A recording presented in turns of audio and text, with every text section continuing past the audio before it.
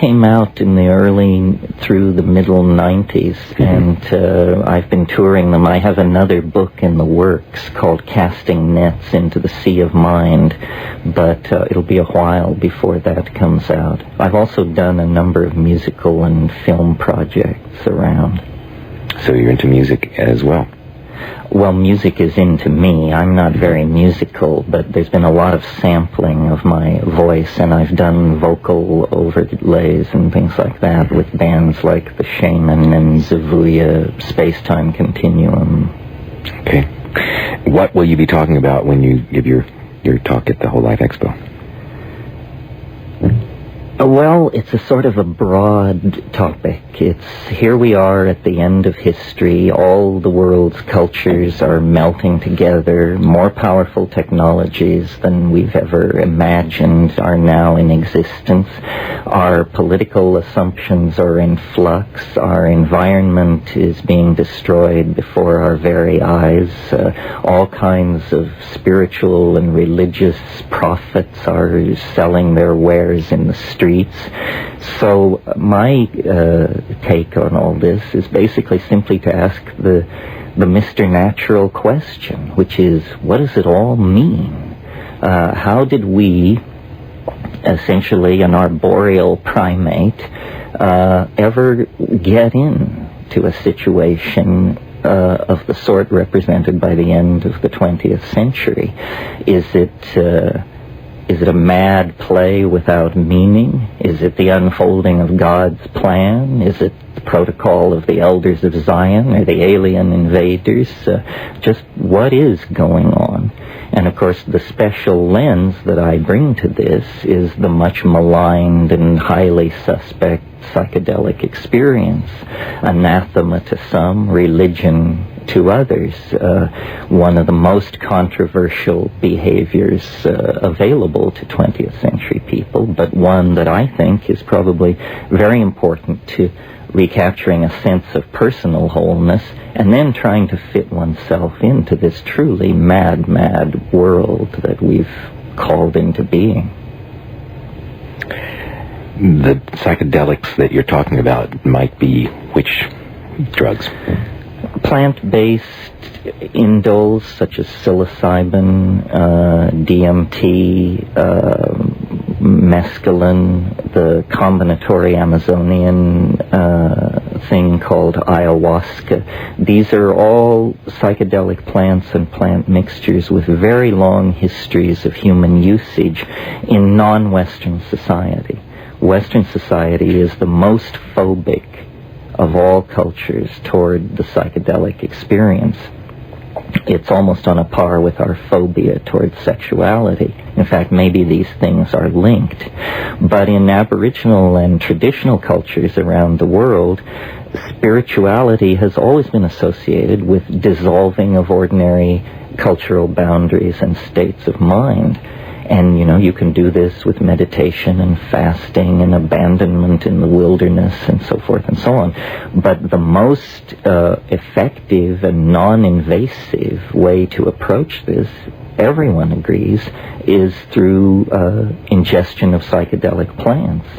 But because these experiences are so powerful, they challenge ordinary secular and religious authority. And consequently, a society, if it chooses to, can get into a real swivet around these issues, such as our society. I don't really link this to the larger problem of international drug syndicates and addiction and all that. That's a slightly different area of concern, because the psychedelics are not addictive and they do not generate huge criminal syndicates. They don't make anybody very much money, but they certainly attract a great deal of media attention, most of it negative, because of their impact on our ways of looking at our politics and our social arrangements and everything about being human.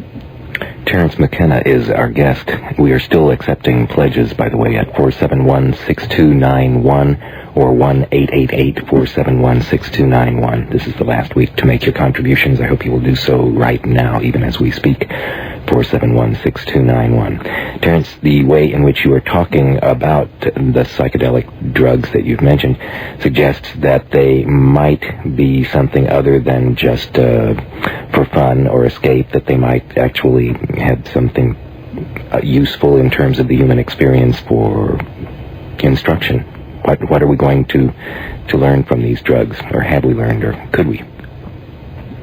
Well, human culture is essentially a product of the imagination. All our religions, our technical accomplishments, our literature, our poetry, all products of the imagination. This is precisely the domain where these psychedelics impact very, very powerfully.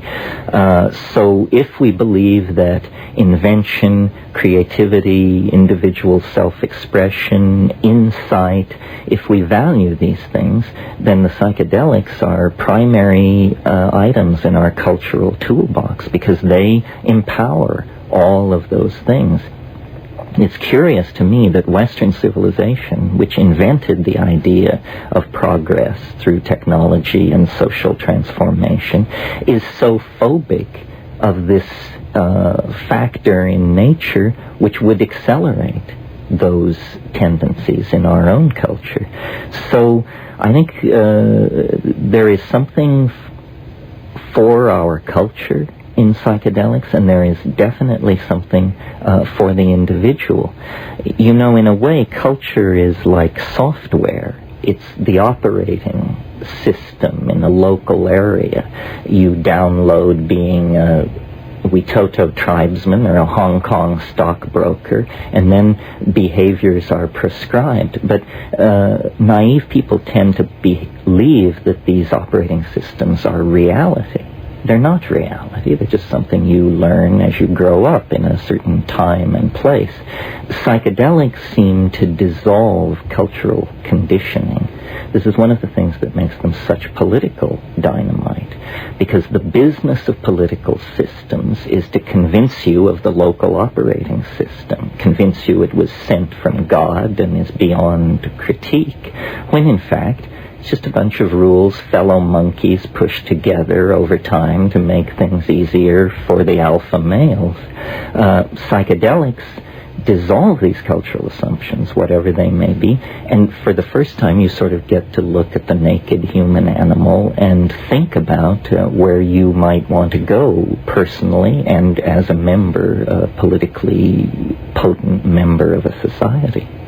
I think where most everybody who is in our listening range right now should go is to the telephone and call 471-6291 and pledge your membership to Eclecticos, where you hear quite a variety of things. Our guest right now is Terence McKenna, author of Food of the Gods and Invisible Landscape and other books, and he will be at the Whole Life Expo this weekend, Saturday at 5. Is that right, Kathy? Saturday at 5. Saturday at 5 at the Coliseum. Our pledge number, and it's very important that you call if you enjoy what you hear on this program. This is your last chance to do it. It is 12:06. It will be 12:59 in no time, and I'll be finished.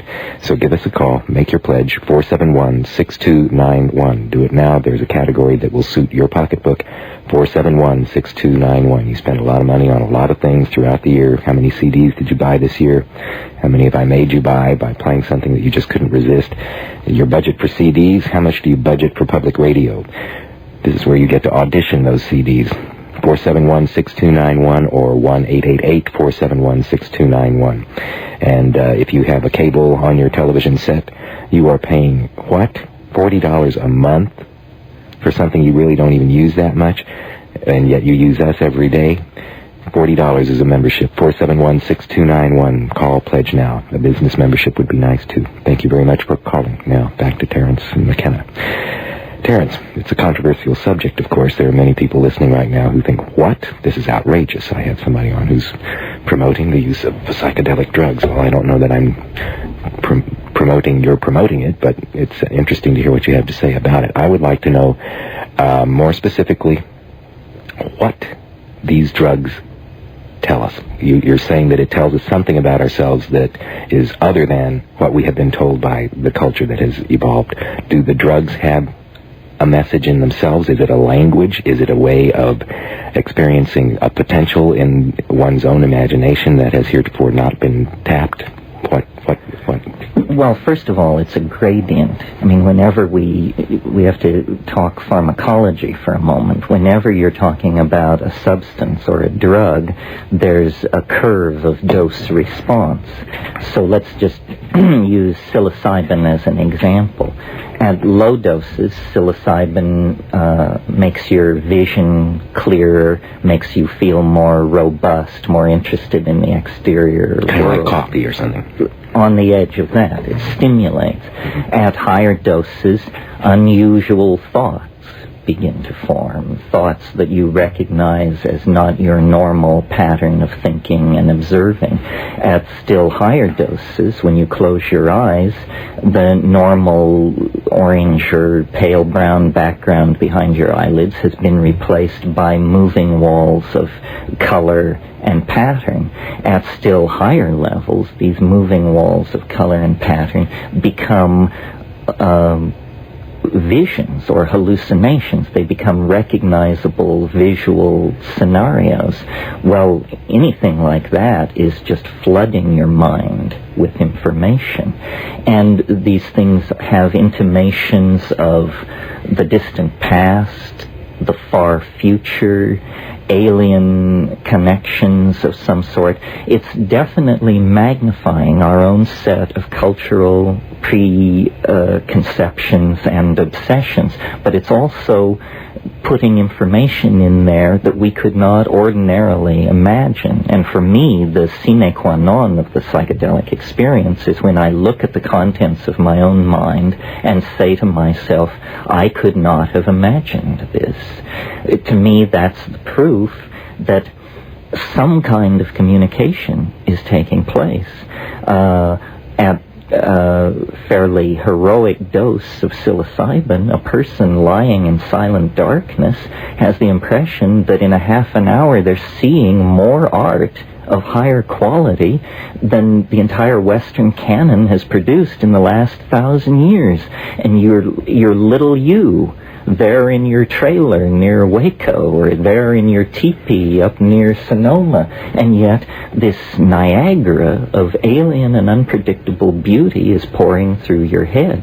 For artists, it's like a magic carpet. And the challenge, to my mind, after 30 years of being involved in all this, is to have the experience, to have it in an attitude of appreciation and calmness. But the second implication is somewhat political. It's to communicate the vision through words, through painting, through animation, because as we communicate it collectively, it will become real. This is what's happening on the Internet. In fact, the Internet is a perfect example of a psychedelic technology at the service of psychedelic goals. It's not something government ever intended to give to the people. It's not something big corporations called for in loud voices. It's something that hackers, freaks, and heads dreamed up, whipped up out of the existing tools of the culture, a word processor, the telephone lines, some communication switching equipment. So it's a kind of emergent technology that I think comes out of the depth of commitment to the psychedelic experience of the people in that field. Well, I've been fascinated by the I-Ching since I was 13 or 14 years old. As you say, it's a method of Chinese divination that's very, very old. How did you come to be interested in it at the age of 13 or 14? That seems unusual to me. Well, I was a heavy reader, and I was interested in the psychology of Carl Jung, the Swiss depth psychologist. And he wrote... As a 13-year-old. As a 13-year-old.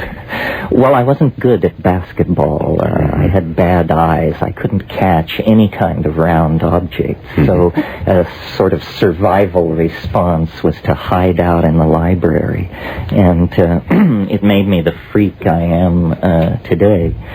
But yes, the I-Ching People's involvement with psychedelics often takes them in some very personal and particularized direction. And for me, it took the form of a mathematical analysis of this ancient Chinese oracle. The ordinary notion with the I-Ching is that you go through a process of sortilege, tossing coins or moving small sticks around, and you get a reading. One of 64 hexagrams will change into one of the other hexagrams, and this is accompanied by a reading. But these hexagrams occur in a fixed order traditionally, and I studied that for mathematical intent. In other words, I was interested in the question, is this traditional order of the hexagrams simply a jumble that's been preserved through tradition, or was there some mathematical reasoning behind it? And that's a pretty dry academic question, but as I got into it, I realized, or I became convinced, is I guess the way to put it, that there is a pattern inside the I-Ching that actually pictures the ebb and flow in this world of ours of a quality which science does not recognize, Western science, a quality which in the East is called Tao, but which I chose to call, after Alfred North Whitehead, novelty. And it's an invisible something in the world which causes investments to succeed, movies to do well, relationships to flourish, or the opposite in its absence. And we can't see or feel this stuff in the world, but it builds things up and it tears them down at every level. Empires, whole species, relationships. It's happening on every level of time, and it can actually be pictured as a graph, like a stock market graph, novelty, ebbing and flowing.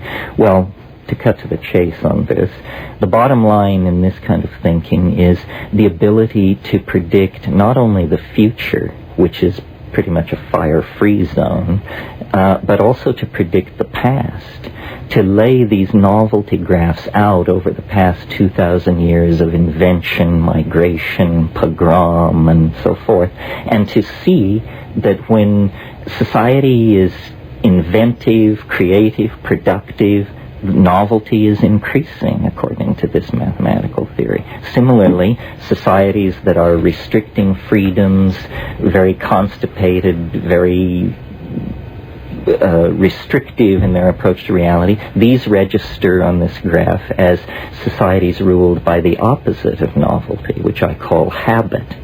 So all of reality can be seen as a kind of dynamic struggle between habit and novelty, each trying to get the upper hand over the other, and this can all be mathematically modeled out of the I-Ching. You see, the thing that's so puzzling to people about the I-Ching is that it works, and yet it's as occult as the tarot or throwing the bones or any other of these contemptuously dismissed occult methodologies. But very scientifically minded people have been impressed by the fact that the I-Ching works.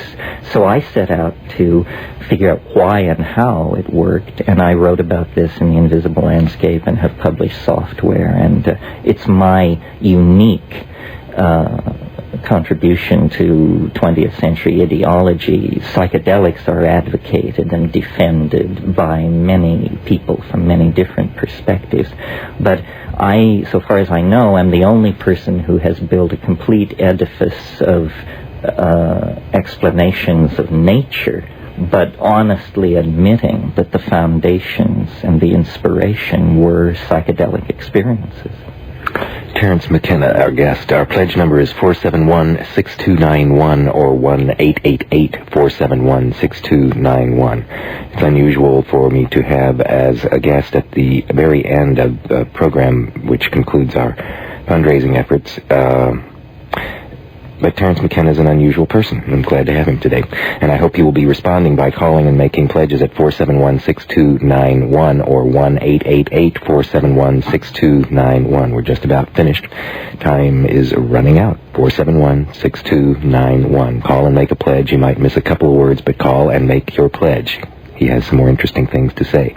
471-6291. The end of the fundraiser is upon us, and it will be a success if you call. If they are sitting in that room over there with 15 people and no telephones ringing, I am in big you-know-what. So call 471-6291. That could get us into a discussion of another kind of drug, but let's not go there. Let's say you said the I-Ching works. What do you mean it works? I have the impression that you get you do your coins or whatever you're going to do, and you get this one, and you read what you want, and you get what you want out of it. But you're saying it works like in a scientific way or something. Well, the frequency with which people react to these readings by saying this is freakishly accurate, this is incredibly cogent and directly to the point.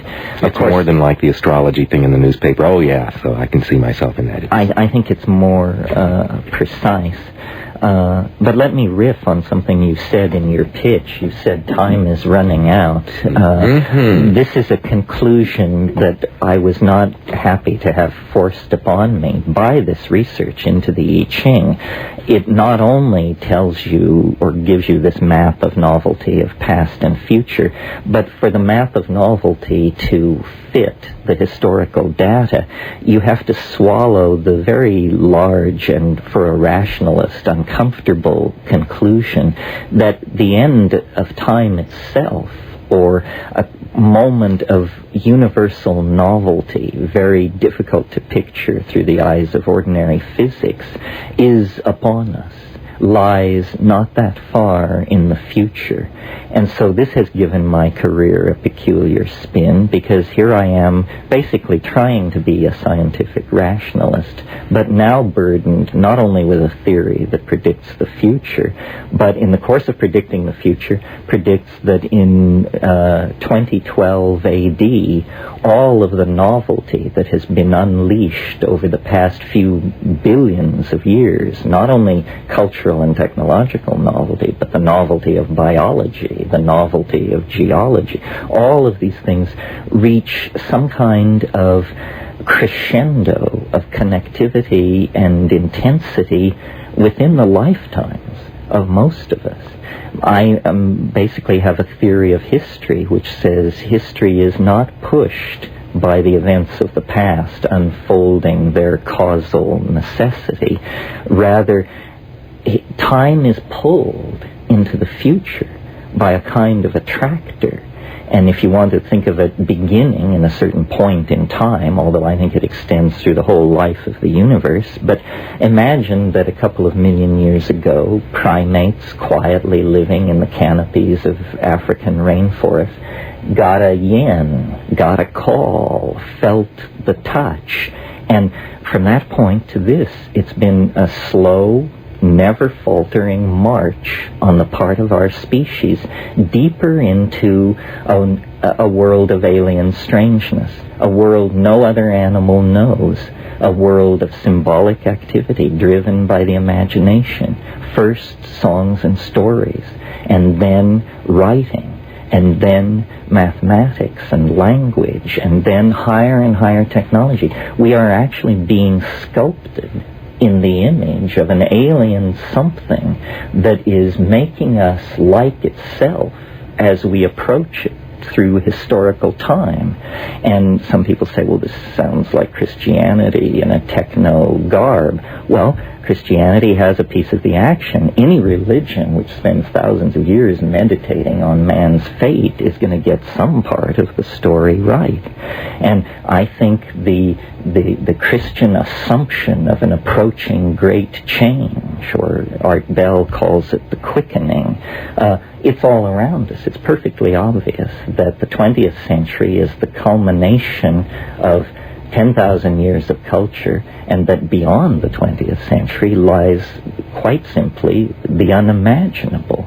Our notion of what it is to be alive, our notion of individual identity, our notion of our sexuality, our notion of being confined in physical space and time, all this is just dissolving. It has been dissolving throughout the 20th century under the impact of modern communications and so forth and so on. But now, with the internet, with the computer, with psychedelic drugs, with virtual reality, with the bringing of all cultures into the global family that speaks the language of modern science, we're clearly being sucked into something almost unimaginable, a singularity.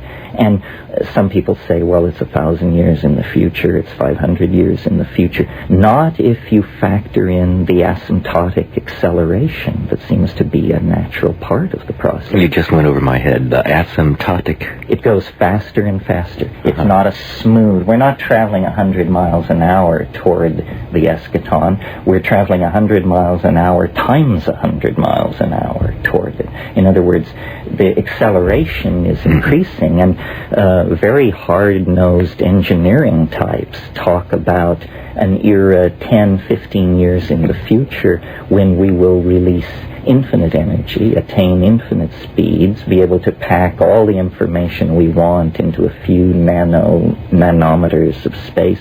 In other words, any engineering or social goal we can imagine is on the brink of achievement. Well, what lies beyond that? And is this a process which we are generating as we like to think? Or is it in fact that we're just a cork on the ocean riding an enormous wave that is now moving towards some crest where biology, which committed itself to culture and technology, is about to make a leap into hyperspace? Who knows? Terence McKenna is our guest, and as I expected, he has a good line. I enjoy the way in which he presents his information. It's quite amazing. And appropriate at the end of our fundraiser to have this eschatologist, I guess, talking about, would you accept yourself as an eschatologist? Talking about the end. And so our end is in about 30 minutes. We will be finished with this fundraiser for this Friday. It's the last day to ask you to call and pledge your support. And if you have not done so yet, please pick up the telephone right now. It's awkward to be having an intense talk feature and at the same time ask you to do something that will take you away from paying attention to him, but I'm asking you to do exactly that right now. Pick up your telephone and call 471-6291 and pledge your support for Eclecticos. It's an unusual program, and I'm happy that we can have somebody like Terence McKenna in today. He will be at the Whole Life Expo on Saturday at 5 o'clock in the afternoon. Our pledge number is 471-6291. We have categories of $25 for students. Everybody can afford that. If you're a student, $40 for the basic membership, $80 for 22 cents a day. You can get the Arts Plus card discounts for the opera and the symphony.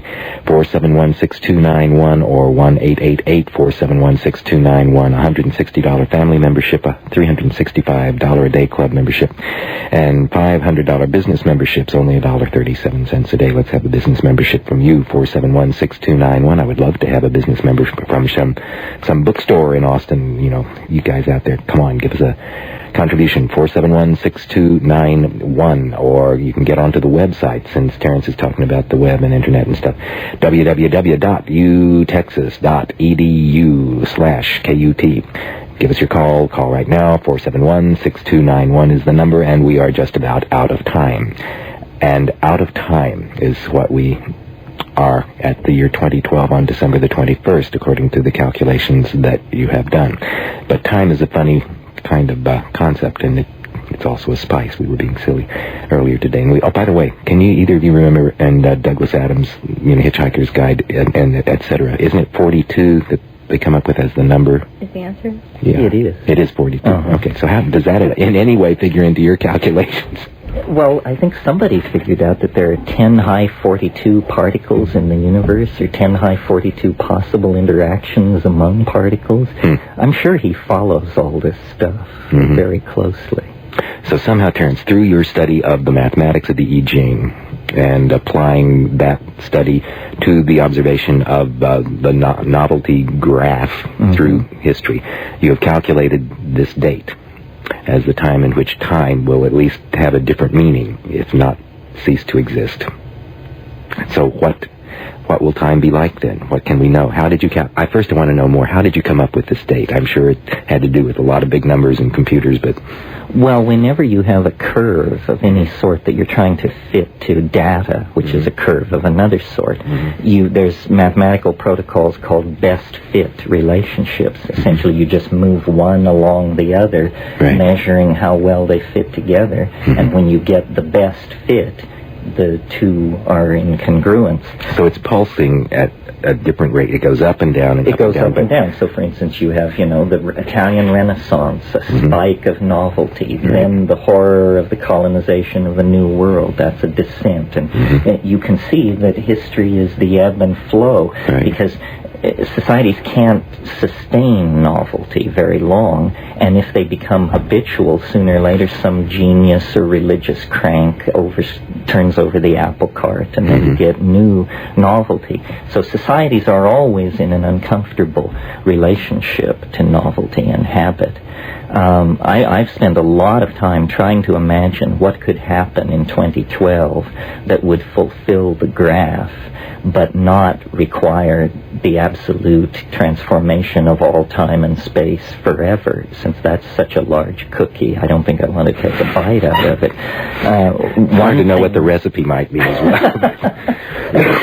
One thing that's occurred to me that would very nicely fill the bill and make the prophecy come true and yet still leave us with a world you can walk around in is if time travel were to be discovered. If time travel of some sort were to be discovered, then the portrayal of cultural novelty on a time-scaled linear graph would become impossible. It's almost as though the data on the graph suddenly leaves the two-dimensionality and begins to move out toward the viewer. So then you could look at the time graph and say, aha, it worked until 2012 because at that point time itself became nonlinear because people began exploring time in all directions. If time travel were a real possibility, you would not only have an address in space, but some of us would choose to rusticate in the 11th century, and some of us would choose to live in 22nd century Manhattan. So we would have time-based addresses as well as space-based addresses. And, of course, you couldn't describe historical change. Well, for history to exist, it requires seriality of events. If the event system becomes non-serial, then you can't speak of history anymore.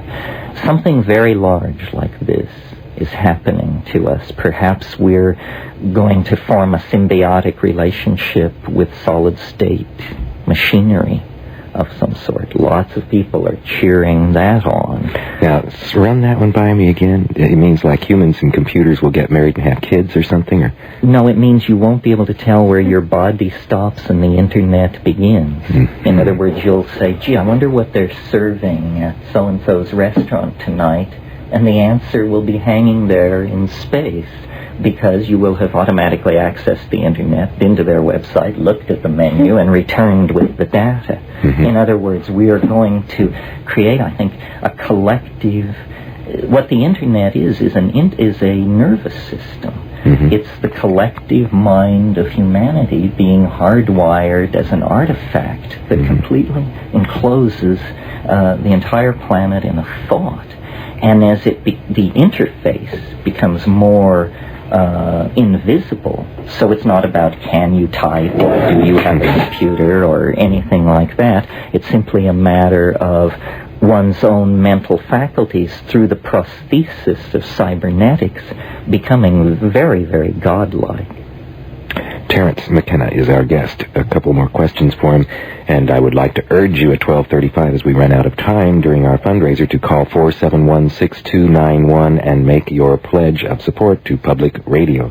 471-6291. If you're out of town, 1-888-471-6291.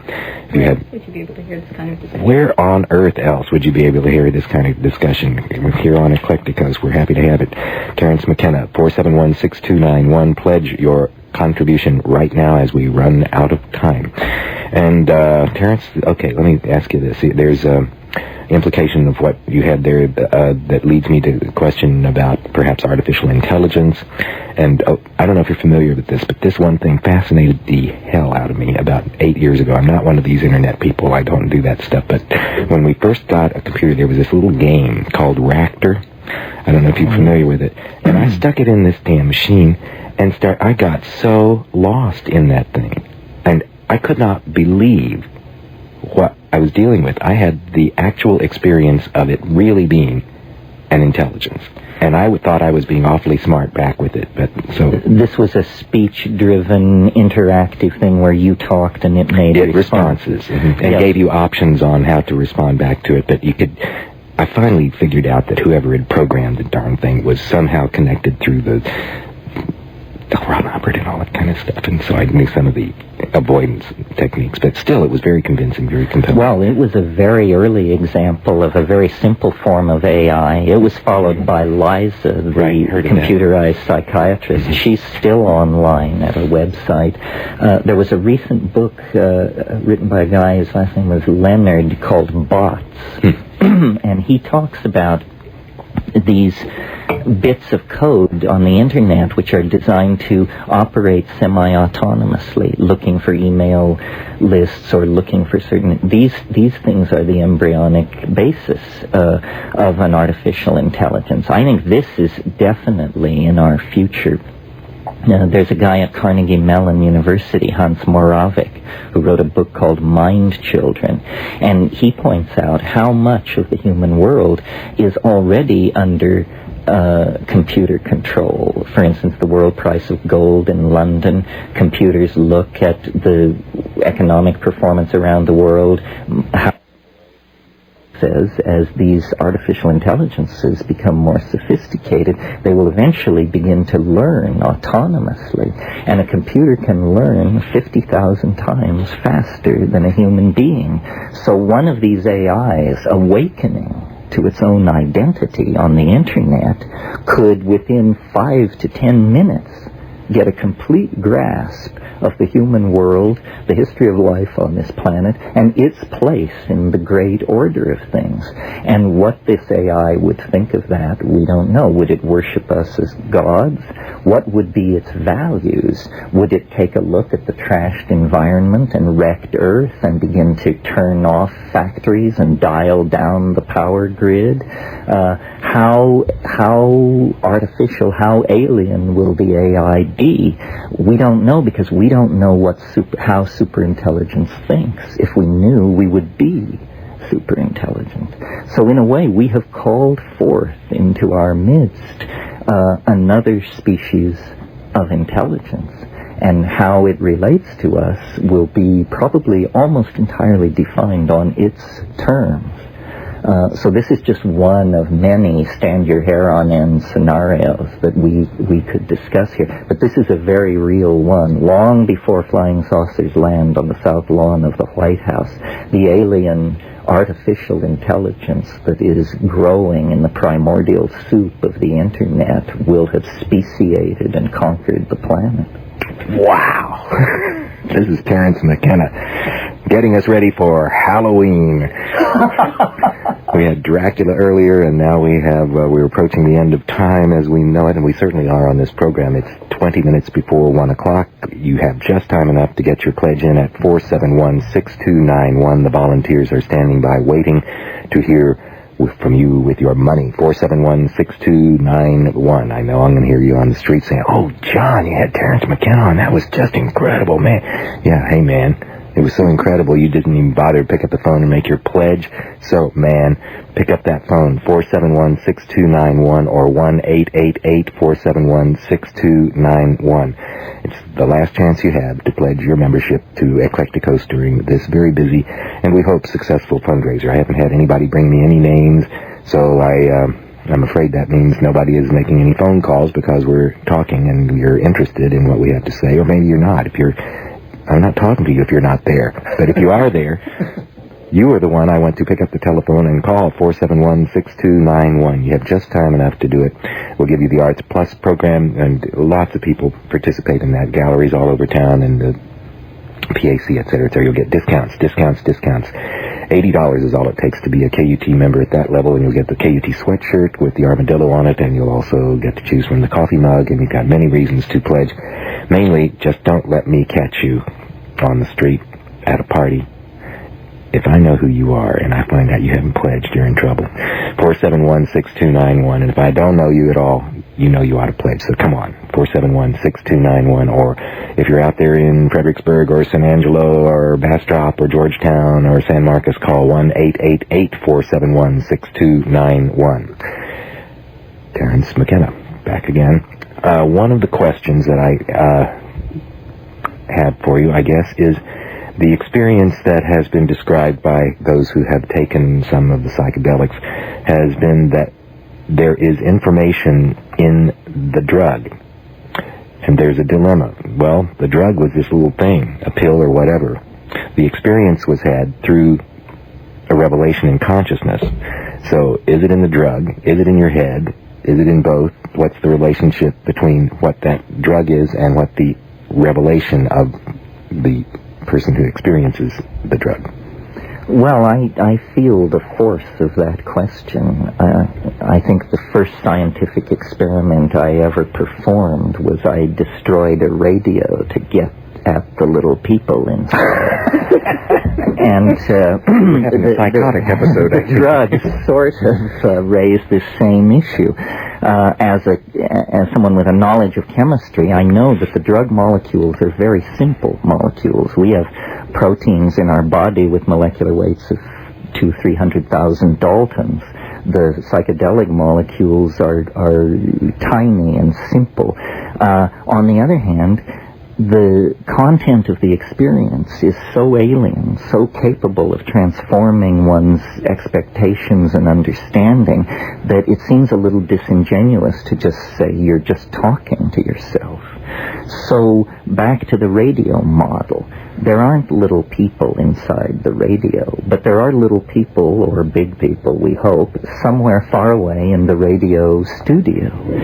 So the drugs begin to look like antennas, transceivers, for some kind of information which is out there in the same way that radio is out there.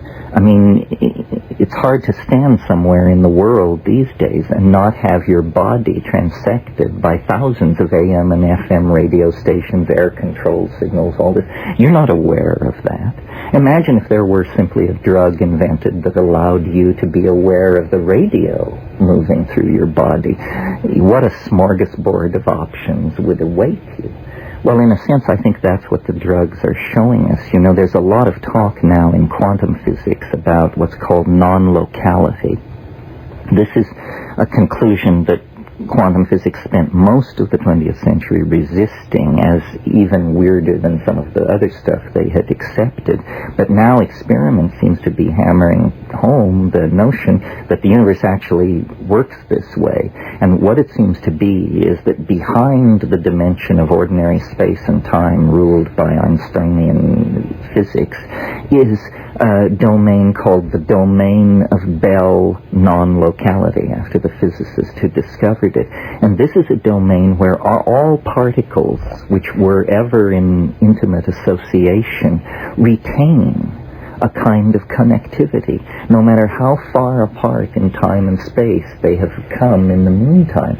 Well, since physics believes that all particles were once intimately associated in an event called the Big Bang, it means that the universe, in all of its vastness, billions of light years in extent, is in fact instantaneously all connected in a domain below the level of ordinary physics.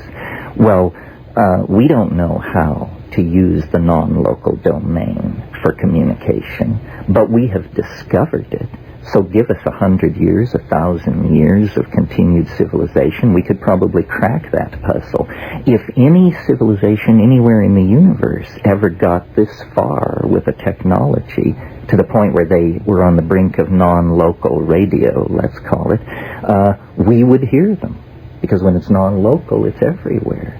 And these biological molecules with extremely reactive ring structures are how you would design a nano-sized antenna. So I think local reality obeys the laws of rational physics that constipated Western scientists have fought so hard to achieve and describe. But the imagination is a true dimension. It's not your mind or my mind or the human mind. It's a non-local dimension filled with information. And this is where the gods, the demons, the spirits, the invisible forces are hiding out. And shamans have always known this. Without the vocabulary of quantum physics, without atom smashers and advanced mathematics, they have known that you perturb the mind to go into non-local, spirit-haunted domains of enormous power and potential. That's exactly the situation. And it's been hard for us to discover it and come to terms with it because it doesn't arrive packaged in quite the way science expects reality to be packaged. Science doesn't like the mental universe. It's slippery, it's hard to gather data, it's hard to see what's going on in there. But in fact, that's the domain of novelty, complexity, and communication that has been the source of our own uniqueness, our inspirations, our religions, our inventiveness.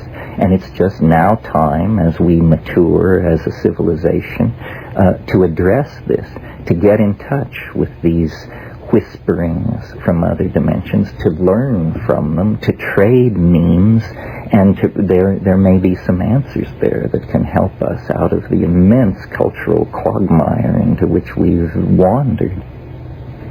Terence McKenna. I'm not sure I got a direct answer, but I got an interesting response. I wish I could remember the question. Basically, is it in the drug or is it in your head, or what is consciousness? Oh, no, the answer is it's not in the drug and it's not in your head. It's non-local. It's coming from somewhere else in the universe. The objects in the imagination are real somewhere so far away that it doesn't matter at all. That you will only deal with these things as mental objects, but know that they are real somewhere. Somewhere beyond time and space, perhaps, but nonetheless real. Somewhere in this universe. In this universe. With many levels and backwaters and cross-flowing tides of time and energy. But somewhere, at some level, those things exist. We do not make up the contents of the imagination. We see in a domain in the same way that we see with ordinary sight three-dimensional space. With the imagination, we see four-dimensional space, and it is non-local.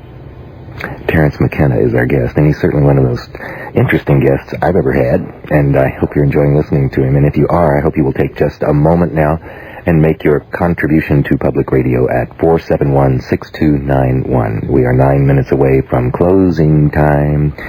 Closing time. The end of the universe is at hand, and, well, at least the end of time for us to ask for you to give money. And that number is 471-6291. That's 471-6291. I hope Terence has provoked your thoughts today with a consideration or two. I think you certainly got a thing or two to say that if I don't agree with, maybe I haven't been able to ask him enough about. Our pledge number is 471-6291. Please call right now. The time is at hand. The time is just about up. 471-6291. The very end is upon us. 1-888-471-6291. Thank you for calling. 471-6291. This is the end of the show. And Terence McKenna, I have a couple of other questions that I think I might squeeze in. I don't think we're going to go back to music after all. It's just too late, and he's too much fun. So 471-6291. Let me thank these people, and you make your phone call right now. 471-6291. The end, the end, the end, the end. If you want to pledge to Eclectic Coast, do it now, or you won't have a chance. Thanks to Brent Douglas, Phyllis Akmal, Daniel Sutherland, called because of Lawrence McFarlane's challenge to all other underpaid art professors. Very good. Thanks to Carlos Espinoza, responding to the blood donor challenge. Give blood to KUT, 471-6291. Thanks to Nancy Guareguata, Dean and Marilyn Scott. Thanks to Scott Alexander in response to the slow boat challenge. Thanks to Margaret Adams, Jack Campbell, a new member, Mary Guttery, loves everything on KUT, can't do without John Ailey, thank you very much. We love you. Give me a call, 471-6291. Darcy from Holtz challenges all displaced Alaskans. Thank you, Darcy. I'm glad so much you enjoyed that Jeff Buckley special that I had. And thanks for telling me so. Deep Eddy, a challenge to all Deep Eddy swimmers. Are you a Deep Eddy swimmer or a Barton Springs swimmer? Give me a call, 471-6291. Melissa Connolly is pledging on behalf of the family, Jim, Melissa, and Marilyn, responding to John's plea that folks should pledge or KUT will die. 471-6291. Mike Perryman, tough to decide which show to pledge to, but the Lounge Lizards tipped the balance. Good. Mary Walker challenges all Pink Flamingo owners. Bernadette and Cosmos are hers. Ruth Powers, Mary Alice Appleman, Pat Shepard, Mary Jane Warren, Julie and Steve Schwartzander, a new member, James and Carol Bowman, a new member in an IBM match, and Jeff Heiberg, another new member. Our pledge number is 471-6291 at this penultimate, no, it's the end. It's the ultimate hour, 471-6291. Call now, please, please. There are volunteers waiting to answer your phone call, so please make a call right now, 471-6291. You'll have a chance to hear more of what Terence McKenna has to say at the Whole Life Expo on Saturday at 5 o'clock. But I guess, what else can I say but give your money? Ring, ring, ring. Call 471-6291. Jen, are the phones ringing? Can you tell me if the phones are ringing? They have to be ringing. 471-6291. This is the end. Call. Run see. If they're not all ringing right now, I'm just going to throw a fit. 471-6291 or 1-888-471-6291. You can also get onto the web at www.utexas.edu/KUT, but I'd rather have you call 471-6291. Terence McKenna, we're back to you. We're going to find out in a second if anybody's calling, and they had better be. 471-6291. What on earth would I ask you as we come to the end of this program?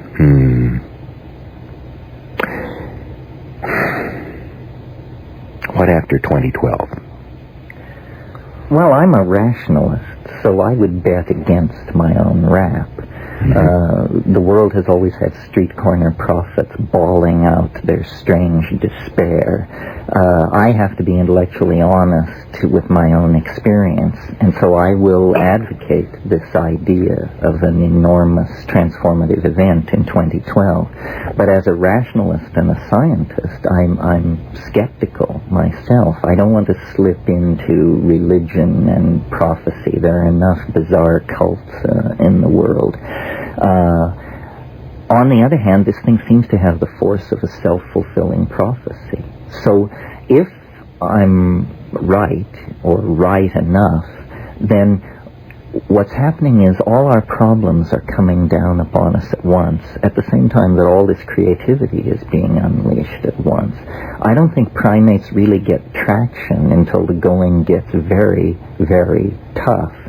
So I think enough of the old guard are dying out, and the voice of youth is now rising in strength to the point where over the next 10 years or so we are really going to have to deal with putting this planet on a saner course, dealing with issues of resource extraction, human rights, environmental destruction. The big political issue ahead of us all is we have to get hold of this monster we've unleashed called consumer capitalism. We all have become thing addicted. We all have become victims of the incredible marketing and sophistication of big-time consumer capitalism. We can run the earth to ruin if we let this go uncriticized.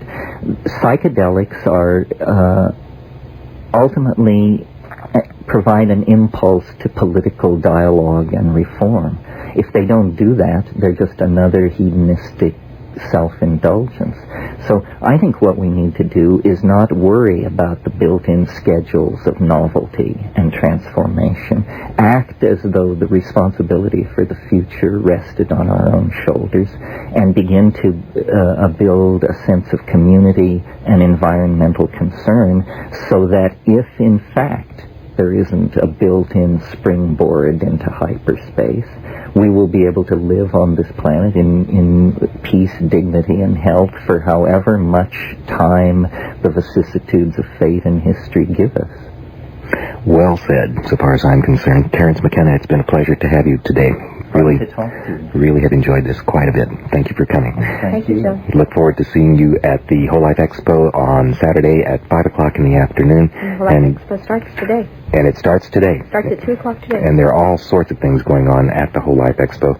471-6291 is the number to call for your contribution to public radio. Call right now, 471-6291. You have just time to make your phone call and check out this film called Strange Attractor. It's at the Dolby on the 18th at midnight and on the 19th at 2 o'clock in the afternoon. The last minute you have to call, 471-6291. We are running out of time. We definitely know you're listening and you're enjoying what you hear on public radio, and especially what you hear on this program, and by golly, you had better call and make your contribution right now, because you owe it to yourself and to us to do it. So make that call. Give a lot. 471-6291. Call now. The time is just about up. Local support for this broadcast of Eclecticos is provided in part by Waterloo Records and Video, where music still matters, at the corner of 6th Street and Lamar Boulevard. And again, this is your last chance to call. Transform yourself. Become a KUT member. Come on. Yes, ma'am. Faithful hand in hand. You'll feel so different after you've pledged. 471-6291. He thought you were the candy man. Don't get strung out by the way I look. Don't judge a book by its cover. By the light I say, but one night I'm one hell of a lover. Terence, could we get you to read out our pledge numbers for us? This is Terence McKenna inviting you to become a KUT member at, since he's so good with numbers, 471-6291. Pledge now. Hurry up, please. It's time. And what if they're out of town? Is there a 1-888 number they can call? There is. You can call if you're out of town, 1-888-471-6291. Do it now. Thank you, Terence McKenna. This is KUT Austin, KUTX San Angelo. I have had fun this week, and I love you all, and I thank you for calling. But by golly, if you haven't, you better pick up that phone and do it right now. Yeah, you can use the phone right now. 471-6291. Where we are, then. Yeah, we're in a hurry, and we've got to get out of here. 471-6291. Any worry. Come on. Passport to Texas for October 3rd from Texas Parks and Wildlife. You don't have to be a research scientist like Bill Calvert to be fascinated by the annual migration of the monarch butterfly.